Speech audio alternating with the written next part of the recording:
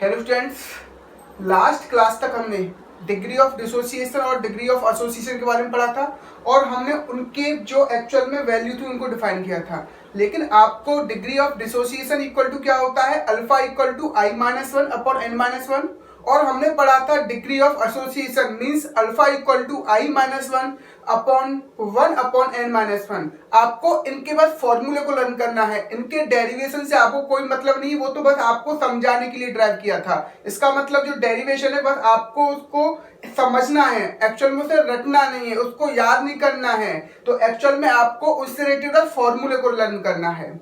तो हम बात करने वाले हैं colligative properties related to numericals की, और हम स्टार्ट करते हैं एनसीईआरटी क्वेश्चन। तो first question that is boiling point of water at 750 mm of Hg is 99.63 degree Celsius. How many sucrose is to be added to 500 gram of water such that it boil at 100 degree Celsius? वो कह रहा है आपको water का boiling point given up है। Boiling point of water कितना given up है आपको 99.63 डिग्री सेल्सियस, और वो कह रहा है कितना हम सुक्रोज वाटर में मिक्स करें, 500 वाटर में मिक्स करें, जिससे जो आपका सॉल्यूशन है वो 100 डिग्री सेल्सियस हो जाए। यानी कि solution boil at 100 degree Celsius का मतलब क्या हो रहा है आपका, यानी कि it is a boiling point of solution, it is a boiling point of pure water. और आपको ये निकालना है आपको सुक्रोज कितना मिक्स करें 500 ग्राम वाटर में, जिससे जो आपका सॉल्यूशन का बॉइलिंग पॉइंट है वो 100 डिग्री सेल्सियस हो जाए। तो आपको पता है बेटा आपको गिवन क्या है, पहले तो ये देख लेते हैं। आपको गिवन अप है temperature of pure component, pure solvent that is water, और प्योर कंपोनेंट के लिए हम क्या लगाते हैं, टी नॉट भी लगाएंगे। तो दैट इज आपको गिवन अप है 99.63 डिग्री सेल्सियस। और आपको पूछा क्या है, वेट ऑफ सुक्रोज पूछा है, यानी कि वेट ऑफ सॉल्यूट आपसे पूछा है। और आपको क्या वेट दे रखा है अभी, वेट ऑफ वाटर यानी कि वेट ऑफ सॉल्वेंट दे रखा है, वो कितना दे रखा है आपको 500 ग्राम,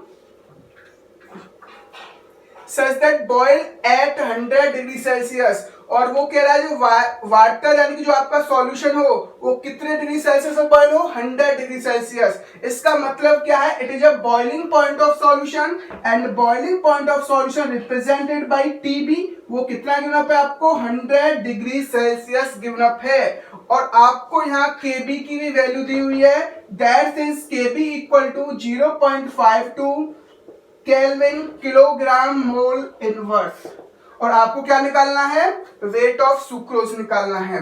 तो आपको सिंपल पता है, आपको पता है elevation in boiling point that is delta TB equal to KB into molarity, sorry molarity, ये आपको फॉर्मूला पता है। अब आपके दिमाग में आ रहा होगा यहाँ पर मैंने वन था फैक्टर से इनटू क्यों नहीं किया, क्योंकि ये जो आपका सॉल्यूट है दैट इज सुक्रोज, और सुक्रोज क्या होता है आपका non electrolyte solute, non electrolyte, यानी कि इसके हमारे यानी कि ये ऐसा सॉल्यूट है जो इलेक्ट्रोलाइट्स में पार्टिसिपेट नहीं होता है, यानी कि ये आयंस में ब्रेक नहीं होता है, यानी कि ना ही इसका एसोसिएशन होता है ना ही इसका डिसोसिएशन होता है। इसलिए हम कह सकते हैं इसके लिए आई की वैल्यू क्या होती है, 1 होती है। और उसको रिप्रेजेंट करो चाहे मत करो, तो हम डेल्टा टीवी इक्वल टू क्या ले सकते हैं, केबी इनटू एम। और जब आपका नॉन इलेक्ट्रोलाइट सॉल्यूट हो तो आई को आप रिप्रेजेंट ना करो तो वो ज्यादा बेटर होगा।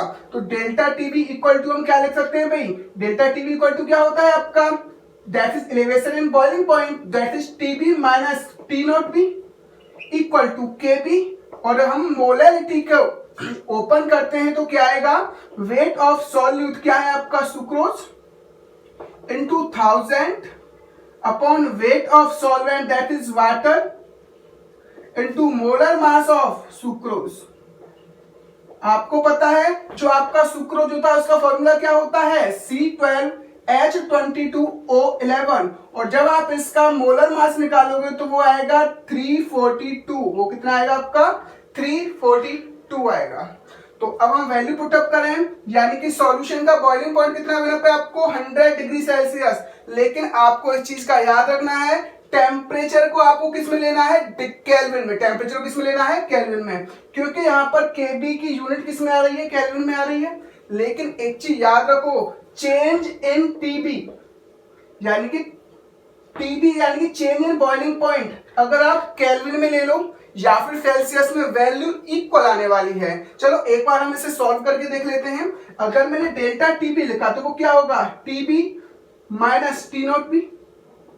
अगर हम इसमें डिग्री सेल्सियस में ले रहे हैं तो क्या आएगा, 100 माइनस 99.63। सो ये सॉल्व करने के बाद आएगा हमारा 0.27 डिग्री सेल्सियस, 0.2 डिग्री सेल्सियस। यानी कि चेंज जो होता है वो केल्विन में ले लो या फिर आप डिग्री सेल्सियस में ले लो, वो इक्वल आने वाला है। तो चलो एक बार हम केल्विन में करके देख लेते हैं एक्चुअल में चेंज आएगा क्या। तो डेल्टा टीबी जब आप केल्विन में यानी कि 100 प्लस 273 ऐड करोगे, माइनस 99.63 प्लस 273 ऐड करोगे या नहीं करोगे, तो ये आएगा आपका 373, इट इज अ केल्विन, और it is a kelvin, minus ये आएगा आपका 372.63, ये किसमें आपका केल्विन में।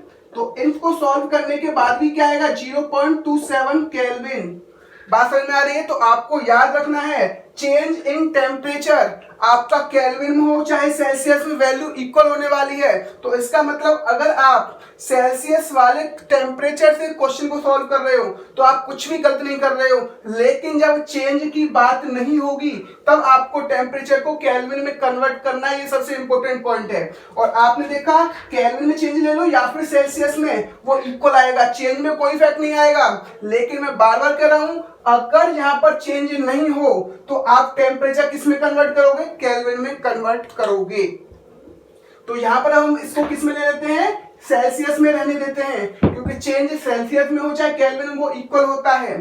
तो हम इसको लिख सकते हैं 100 degree Celsius minus 99.63 degree Celsius equal to KB की वैल्यू कितनी होना पे आपको 0.52 इंटू वेट ऑफ सुक्रोज आपको निकालना है इंटू 1000 अपॉन वाटर का वेट कितना रखा है आपको 500 ग्राम, और आपको पता है सुक्रोज का मोलर मास कितना होता है अभी 342। तो इन्हें सॉल्व करोगे तो ये आएगा 2 टाइम, तो इस ये आने वाला है आपका 0.27 इंटू 342 अपॉन 0.52 इंटू 2, ये क्या आएगा, वेट ऑफ सुक्रोज आ जाएगा। और इसको सॉल्व करने के बाद ये आने वाला है आपका, ये जो इक्वल एक्चुअल में आंसर आएगा वो आएगा 122 ग्राम। और इस तरह से आप इस तरह क्वेश्चन को सॉल्व कर सकते हो। लेकिन आपको जो मेन पॉइंट का याद रखना है वो एक आई की वैल्यू का, और एक चीज याद रखनी है, यहाँ पर जो चेंज इन टेम्परेचर है वो सेल्सियस में हो चाहे केल्विन में, वो इक्वल होता है। लेकिन चेंज ना हो तो आपको टेम्परेचर को केल्विन में 100% कन्वर्ट करना है, वरना क्वेश्चन क्या हो जाएगा, गलत हो जाएगा। और यहाँ पर हमको देखना है सुक्रोज क्या होता है, हमारा नॉन इलेक्ट्रोलाइट सॉल्यूट, इसलिए इसकी आई की वैल्यू 1 होती है। उसको मैंने यहाँ पर रिप्रेजेंट नहीं किया है क्योंकि 1 से मल्टीप्लाई करोगे तो वो क्या आएगा, केबी इंटू एम ही आएगा। और हम बात करेंगे नेक्स्ट क्वेश्चन की।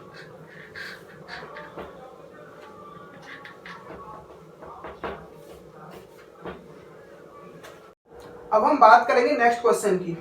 क्वेश्चन में कितना है, 18 ग्राम of glucose dissolve in 1 kilogram of water, यानी कि हम 18 gram glucose 1 kilogram of water में डिजोल्व कर रहे हैं, उससे क्या बना है, एक आपका सॉल्यूशन फॉर्म हो रहा है। और इसमें पूछा है at what temperature will this solution boil, और पूछा है किस टेम्परेचर पर ये सॉल्यूशन बॉयल हो जाएगा। किस टेम्परेचर पर सॉल्यूशन के बॉयल होने का मतलब क्या है, आपसे उस सॉल्यूशन का बॉइलिंग पॉइंट पूछा है, और आपको केबी की वैल्यू गिनअप है, और आपको प्योर वाटर का यहाँ पर बॉइलिंग पॉइंट दे रखा है, और आपसे सॉल्यूशन का बॉइलिंग पॉइंट पूछा है, यानी कि आपसे क्या पूछा है, टीबी। सॉल्यूशन के बॉइलिंग पॉइंट को किससे रिप्रेजेंट करते हैं हम, टीबी से। और आपको गिवन अप है वेट ऑफ ग्लूकोज, ग्लूकोज क्या है यहाँ पर आपका सॉल्यूट, दैट इज 18 ग्राम। और आपको गिवन अप है वेट ऑफ वाटर, वो कितना है आपका 1 किलोग्राम, यानी कि 1000 ग्राम और नोट। और आपको गिवन अप है केबी की value, that is 0.52 kelvin kilogram mole inverse. और आपको गिवन अप है boiling point of pure water that is, और boiling point of pure solvent को किससे रिप्रेजेंट करते हैं हम, T0B से। वो कितना दे रखा है आपको, 373.15 केल्विन। और आपसे क्या पूछा है, टीबी की वैल्यू पूछी है। तो आप जानते हो elevation in boiling point is equal to KB into M, that M is molality. और आपको याद होगा, अब आपके दिमाग में क्वेश्चन आ रहा होगा, आपने यहाँ आई क्यों नहीं लगाया, क्योंकि यहाँ पर जो आपका सॉल्यूट है वो क्या है, ग्लूकोज। और ग्लूकोज क्या होता है आपका, non electrolytic solution, sorry non electrolytic solute. Non electrolytic solution, solute का मतलब है ना ही उसका डिसोसिएशन हो सकता है ना ही उसका एसोसिएशन होगा। तो इसके लिए आई की वैल्यू 1 होगी। तो हम delta TV equal to KB into M लिख सकते हैं। और इसको अगर हम ओपन करके लिखेंगे, आपको पता है डेल्टा टीबी क्या होता है, TB minus T naught B होता है इक्वल टू केबी। और इसको मोलैलिटी को हम ओपन करके लिखेंगे तो क्या लिखेंगे, वेट ऑफ सॉल्यूट। सॉल्यूट क्या है यहाँ पर, glucose into 1000 upon molar mass of glucose into weight of solvent यानी कि weight of water।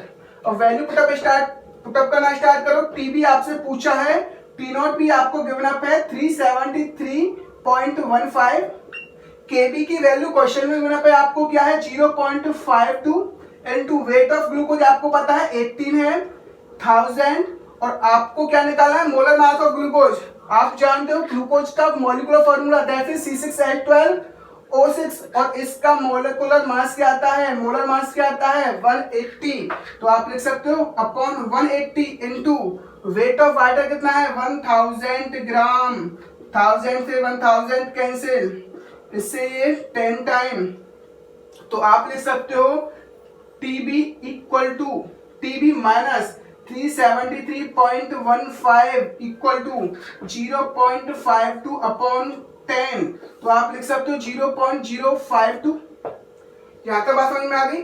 तो टीबी इक्वल टू हम क्या लिख सकते हैं 0.052 प्लस 373.15। और इसको ऐड करने के बाद आएगा हमारा 2, that is 202.373, sorry that is 255, that is ठीक है। तो आपका कितना आ गया 373.202 केल्विन। आपको समझ में आ गया, यानी कि आपका बॉइलिंग पॉइंट, एक्चुअल में सॉल्यूशन का बॉइलिंग पॉइंट क्या होगा 373.202 केल्विन। अब हम इससे आगे नेक्स्ट क्वेश्चन पढ़ेंगे।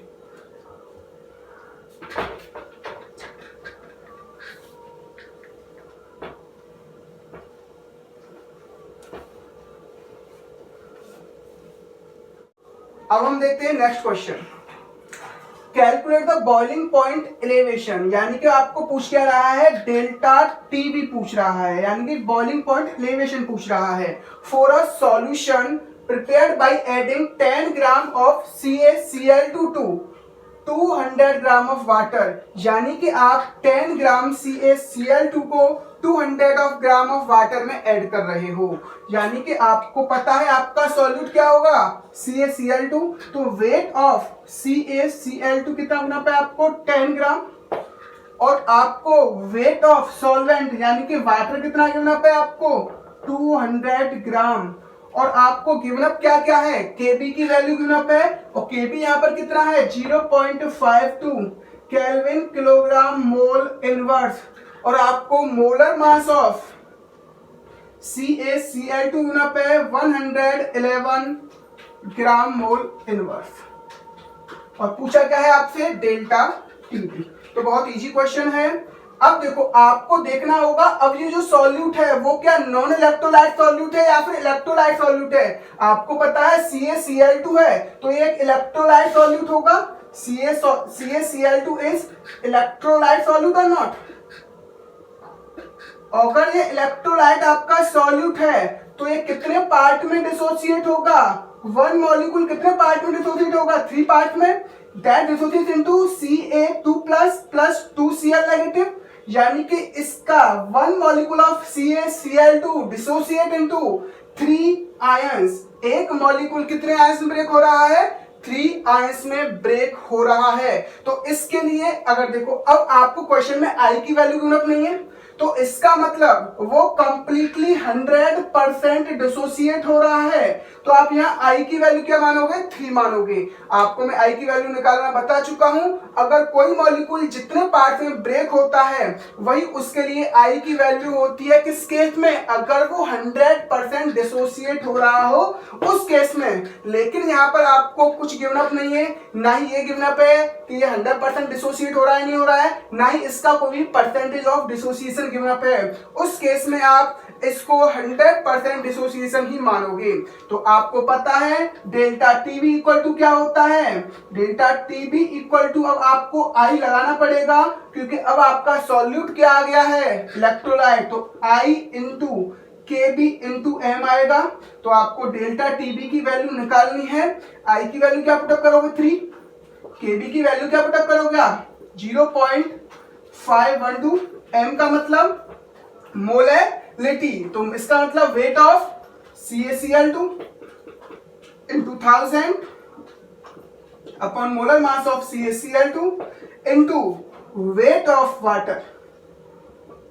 आप इजीली वैल्यू पुटअप कर सकते हो। 3 into 0.512 into weight of CaCl2 कितना यूनिट है? 111 इंटू 1000। मोलर मास कितना आया है इसका? सॉरी, वेट गिवन है आपको 10 ग्राम इंटू 1000। मोलर मास कितना है? 111 इंटू वेट ऑफ वाटर कितना गिवन है आपको? 200 ग्राम। तो आप इसको इजीली सॉल्व कर सकते हो 5, और इसको आप सॉल्व कर सकते हो जिससे आंसर आने वाला है इसका डेल्टा टीबी इक्वल टू जो आएगा वो आएगा 0.692 केल्विन। और एक चीज याद रखो, चेंज आपका केल्विन में भी हो सकता है, सेल्सियस में होगा, और वो क्या होगा? इक्वल होगा। यहां तक ये क्वेश्चन आपको समझ में आ गया होगा। अब हम इससे रिलेटेड एक नेक्स्ट क्वेश्चन करेंगे।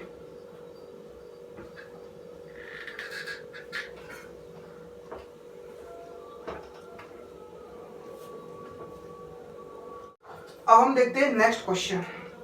क्वेश्चन में पूछा है what mass of NaCl must be dissolve in 65 gram of water. अगर हम NaCl का कितना वेट 65 ग्राम ऑफ वाटर में डिसॉल्व करें जिससे to lower the freezing point of water कितना हो जाए, यानी कि वाटर में डिक्रीजमेंट कितना आ जाए, डिप्रेशन कितना आ जाए, वो आ जाए 7.50 डिग्री सेल्सियस। आपको क्या निकालना है? वेट ऑफ NaCl निकालना है। और आपको क्या गिवन अप है? 65 ग्राम ऑफ वाटर में उसे डिसॉल्व करना है, यानी कि वेट ऑफ वाटर कितना है आपका? 65 ग्राम। और आपको गिवन अप है lower the freezing point of water, यानी कि फ्रीजिंग पॉइंट में कितना डिक्रीजमेंट आ रहा है। इसका मतलब आपको डेल्टा TF गिवन अप है जो कितना है? 7.50 डिग्री सेल्सियस। और आपसे क्या रखा है? KF की भी वैल्यू गिवन अप है, वो कितनी गिवन अप है? 1.86 केल्विन किलोग्राम मोल इनवर्स। और उसने कहा assume van't factor for NaCl is I equal to, यानी कि I की वैल्यू कितनी दे रखी है? 1.87। तो आपने देखा NaCl वैसे 2 पार्ट में ब्रेक होता तो I की वैल्यू क्या होनी चाहिए थी? 2। लेकिन अगर क्वेश्चन में जो वैल्यू गिवन अप है वही आप I की वैल्यू लगाओगे, तो I की वैल्यू आप 2 नहीं मानोगे, क्या मानोगे? 1.87 ही मानोगे।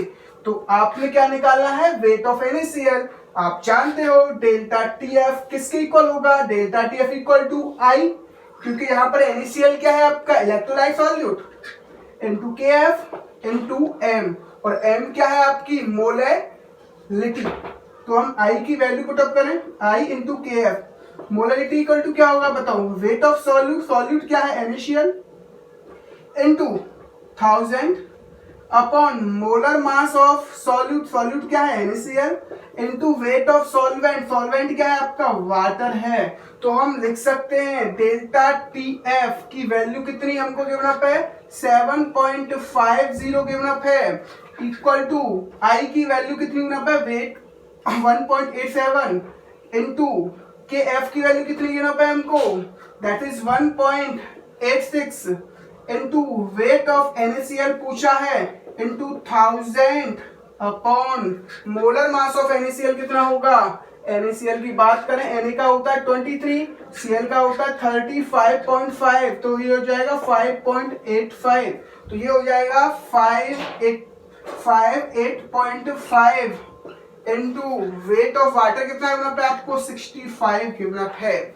अब आप इसको इजीली सॉल्व कर सकते हो, तो हम लिख सकते हैं वेट ऑफ NaCl किसके इक्वल होगा बताओ भाई, 7.50 into 58.5 into 65 upon 1.87 into 1.86 into 1000, और आपको इसकी वैल्यू को सॉल्व करके आंसर निकाल सकते हो।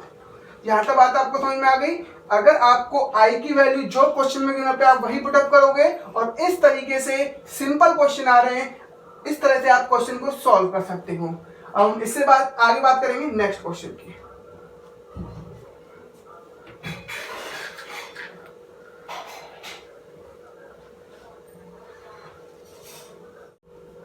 अब हम बात करेंगे नेक्स्ट क्वेश्चन की। Calculate temperature at which a solution contain 54 gram of glucose in 250 gram of water will freeze. अगर आप 54 gram of glucose 250 gram of water में मिला रहे हो, तो वो जो सॉल्यूशन फॉर्म होगा वो किस टेम्परेचर पर फ्रीज होगा, वो यह पूछ रहा है। यानी कि आपसे पूछ रहा है फ्रीजिंग पॉइंट ऑफ सॉल्यूशन क्या होगा। बात समझ में आ रही है। और आपको गिवन अप है weight of glucose, that is glucose is solute, और सॉल्यूट का वेट कितना गिवन अप है आपको 54 ग्राम, और आपको वेट ऑफ वाटर कितना गिवन अप है, यानी कि वेट ऑफ सॉल्वेंट कितना गिवन अप है 250 ग्राम, और आपको TF की वैल्यू यानी कि T0F का मतलब freezing point of pure water given up है 0 डिग्री सेल्सियस। कितनी गिवन अप है आपको, 0 डिग्री सेल्सियस गिवन अप है। और आपको KF की भी वैल्यू गिवन अप है, that's KF value is 1.86 kilo kelvin kilogram mole inverse. यहां तक बात समझ में आ गई। और हम इस क्वेश्चन को सॉल्व करते हैं। आपको पता है डेल्टा TF इक्वल टू क्या होगा, KF इंटू M। और अब हम बात कर रहे हैं, यहाँ पर हमने आई का यूज क्यों नहीं किया, क्योंकि ग्लूकोज क्या है आपका नॉन इलेक्ट्रोलाइट सॉल्यूट, और नॉन इलेक्ट्रोलाइट सॉल्यूट का मतलब है ना ही वो एसोसिएट होगा ना ही डिसोसिएट होगा, तो उसके लिए आई की वैल्यू 1 होगी और उसे रिप्रेजेंट करो चाहे मत करो। अब आपको डेल्टा TF निकालना है, वो क्या आएगा, KF की वैल्यू है 1.86, M का मतलब हो गया weight of glucose into 1000 upon molar mass of glucose into weight of water यानी कि सॉल्वेंट।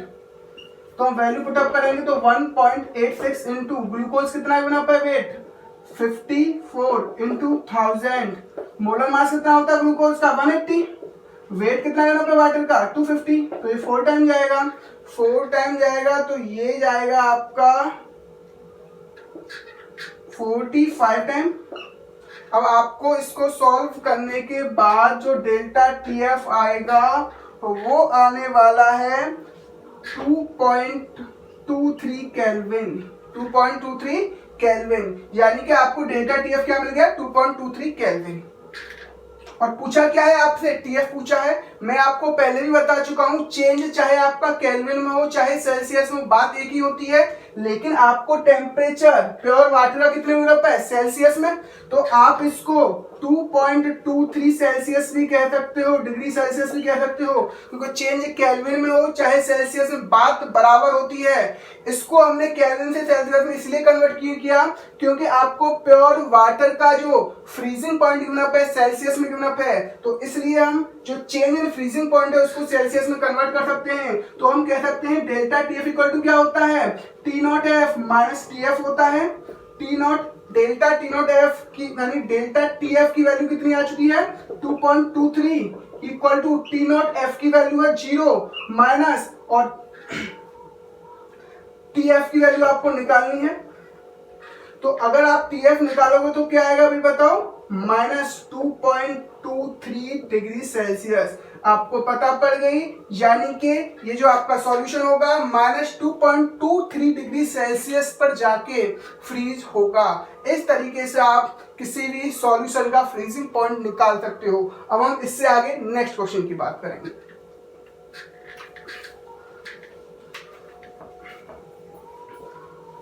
अब हम बात करेंगे नेक्स्ट क्वेश्चन की।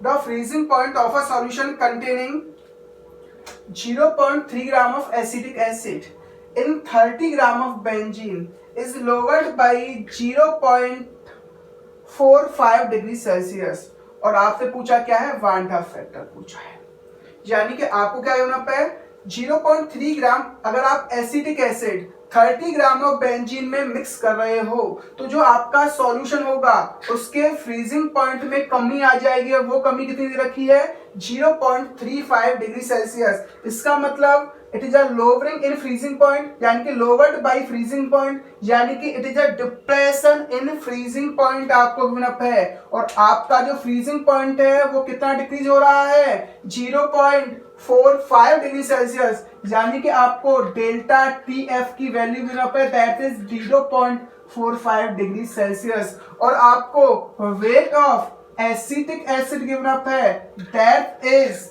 0.3 ग्राम। और आपको वेट ऑफ बेंजीन यानी कि सॉल्वेंट गिवन अप है, दैट इज 30 ग्राम। यहां तक बात आपको समझ में आ गई होगी। अब हम बात करेंगे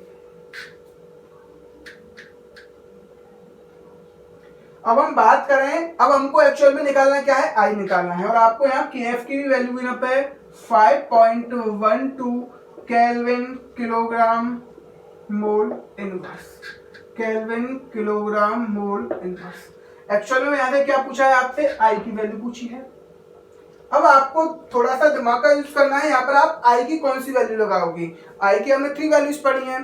पहली वाली जो वैल्यू है number of particle after dissociation upon number of particle after dissociation और एसोसिएशन, वो वाला तो यहाँ कोई फॉर्मूला पुटअप नहीं हो सकता क्योंकि आपको नंबर ऑफ पार्टिकल्स की कोई हिंट गिवन अप नहीं है, ना ही कोई गिवन अप है। Second point, observed colligative properties upon calculated colligative properties, यहां पर आपको ओनली एक ही कॉलिगेटिव प्रॉपर्टीज गिवन अप है, सेकंड यानी कि observed colligative properties given up नहीं है। तो आप इस वाले फॉर्मूले को पुटअप नहीं कर सकते, बस आप एक फॉर्मूला पुटअप कर सकते हो, I equal to normal molar mass upon abnormal molar mass. Normal molar mass का मतलब क्या है, मोलर मास यानी कि कैलकुलेटेड मोलर मास, और एबनॉर्मल मोलर मास का मतलब होता है molar mass observed molar mass. यहां तक बात समझ में आ गई। अब आपको यहां पर क्या निकालना है, आपका एम क्या है, कैलकुलेटेड और ऑब्जर्व्ड मोलर मास निकालना। तो आपको सिंपल पता है जो आपका एसिटिक एसिड होता है उसका मोलर मास कितना होता है, एमएम ऑफ एसिटिक एसिड कितना होगा भाई आपका, देखो वो आएगा आपका 60 ग्राम। यानी कि अगर आप simple molar mass of acetic acid यानी कि CH3COOH निकालोगे तो क्या आएगा, यहाँ पर कार्बन कितने हैं 2 तो 24 प्लस हाइड्रोजन कितने हैं यहाँ पर 4 तो +4, ऑक्सीजन कितने हैं 2 तो 2 का क्या होगा 32, ये कितना आएगा आपका 60 ग्राम पर मोल इनवर्स। यानी कि ये क्या हो गया, molar mass of acetic acid यानी कि मोलर मास ऑफ कैलकुलेटेड, यानी कि ये क्या है कैलकुलेटेड मोलर मास, जो कितना है आपका 60 ग्राम पर मोल आया है। लेकिन अब आपको क्या निकालना है, ऑब्जर्व्ड मोलर मास, जो कि आप किसकी हेल्प से निकालोगे, डेल्टा टीएफ में सबकी वैल्यू पुटअप करोगे और एक्चुअल में आपका ऑब्जर्व्ड मोलर मास निकल के आ जाएगा। तो अब आपका डेल्टा टीएफ इक्वल टू क्या है, KF इंटू एम, और m इक्वल टू क्या होता है आपका वेट ऑफ सॉल्यूट, सॉल्यूट क्या है यहाँ पर acetic, into 1000 upon molar mass of acetic acid यानी कि observed molar mass into weight of solvent, solvent यानी कि बेंजीन, वैल्यू पुटअप करो, डेल्टा टीएफ क्या आएगा आपका 0.45 इंटू ये आएगा आपका, इसे इधर इंटू कर लेते हैं, ठीक है, ऑब्जर्व्ड मोलर मास इंटू इसे इधर इंटू कर देते हैं वेट ऑफ बेंजीन, जो कि वेट ऑफ बेंजीन कितना है आपका, वेट ऑफ बेंजीन है 30 ग्राम इक्वल टू KF की वैल्यू कितनी होना पे आपको 5.12, वेट ऑफ एसिटिक एसिड कितना होना पे आपको 0.3 ग्राम इंटू 1000। यहां से आप ये वैल्यू आराम से निकाल सकते हो, दैट 10 टाइम्स पर डिवाइड होगी, तो ये आएगा आपका 4.5 इंटू mm ऑब्जर्व यानी कि observe molar mass equal to 5.12 into 1000। तो हम बात करेंगे ऑब्जर्व मोलर मास एक्चुअल में निकल के कितना आएगा भाई 5.1000 का इंटू होगा तो ये आ जाएगा 5120 अपॉन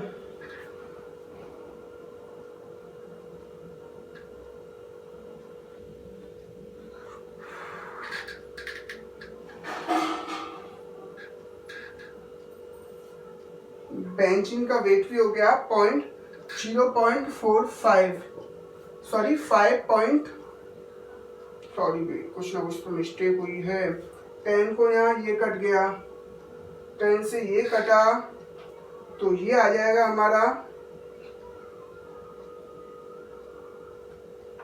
सॉरी यहाँ 4.5 आएगा, सॉरी 4.5, जिसको सॉल्व करने के बाद हमारा आंसर आना चाहिए अप्रोक्सीमेट 113 पॉइंट, आंसर आना चाहिए 113.8 अप्रोक्स मोलर मास यानी कि ऑब्जर्व मोलर मास कितना है आपका 113.8। अब सिंपल आप आई की वैल्यू निकाल सकते हो और आई में आपको बता चुका हूं क्या है आपका आई इक्वल टू हम बात कर रहे हैं नॉर्मल मोलर मास यानी कि mm calculated upon mm observed. Calculated molar mass कितना है भाई 60 और ऑब्जर्व मोलर मास कितना है 113.8। तो इसको सॉल्व करने के बाद जो आंसर आएगा दैट्स इज 0.527। इस तरीके से आप इस तरह के क्वेश्चंस को सॉल्व कर सकते हो और इजीली आई की वैल्यू निकाल सकते हो। बस आपको हल्का सा ये देखना है कौन सा फॉर्मूला हम यहाँ इजीली पुटअप कर सकते हैं और आपको इस चीज का बहुत याद रखना है और इजीली ये क्वेश्चन सॉल्व हो जाते हैं। अब हम इससे आगे बात करेंगे नेक्स्ट क्वेश्चन।